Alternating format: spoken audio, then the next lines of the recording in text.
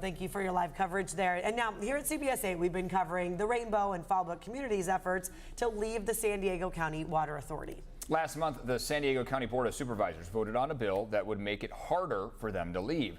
The board voted in favor of AB 399, a state bill which requires all customers served by the county's water authority to vote on the issue. So joining us now is Tom Kennedy, the general manager of the Rainbow Municipal Water District. Good morning to you, Tom. Good morning. Thanks for having me. So, of course, we want to get right to this. I know it's a little confusing here, but the communities of Rainbow and Fallbrook, if you could first start with explaining why they want to leave the San Diego County Water Authority. Yeah, so the Rainbow Municipal Water District is the very north part of the county where the Avocado Highway goes through, but increasingly if you drive through there you see dead trees because the cost of water has really put tons of farmers out of business. In our region in the north, over 1 million trees have been lost and thousands of acres of carbon capturing avocado have been taken out because of the high cost of water. So our board was looking for a way that they could help our only economy in the Rainbow service area, and we looked at the cost of water from the Water Authority. Thankfully, our area is so far north that we're connected to the metropolitan pipelines, the larger Southern California regional wholesaler, and we have the authority under state law to choose our wholesale water provider. And Eastern Municipal Water District, just to our north, that serves Temecula and places like that, can provide us the service for much, much less.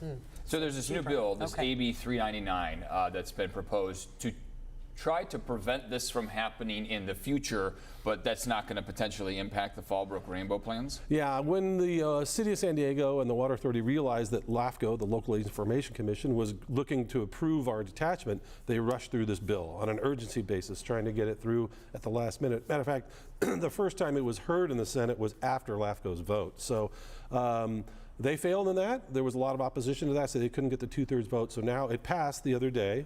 It's going to the governor's desk. But on the floor, the author of the bill said that this is prospective in nature, meaning going forward. There's really no other agencies who could detach, really, because the pipelines are all the way north of Highway 76. You need to be. A lot of money. You couldn't build a new pipeline up there to save enough. And like you're saying, for you, it's a matter of getting cheaper water by attaching to further north their water system. But the cost that it could have on everyone else in San Diego, explain that. A lot of people have said, hey, the prices are going to go up for everyone but Rainbow and Fallbrook.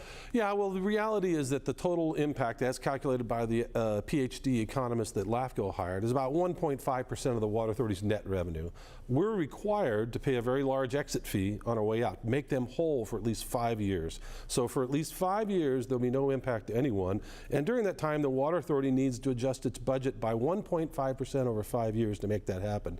And there's also another thing. I know Mayor Gloria was in the UT the other day talking about we want a right to vote if somebody's going to impact our water rates.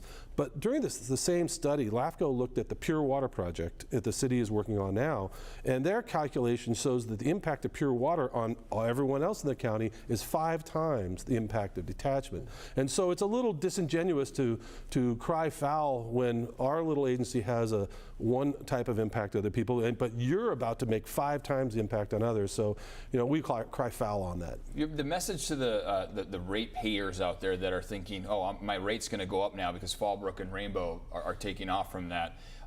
You know, what do you have to say to those ratepayers? I think at the LAFCO hearing, Mayor White of Escondido said it best because he looked at the fact that we're paying an exit fee and the Water Authority has all this time to adapt. He says the only way anyone's water rates are going to go up is if the Water Authority makes them go up because this is a very small impact. You're talking 1.5% over 5 years. If your organization can't manage or your business can't manage that type of adjustment, the problem isn't detachment. You know, the problem is the organization. Tom, before we go here, in the foreseeable future, do you see these trees, is the idea, the landscape, they're all going to kind of thrive again and come back? I mean, that would be our dream.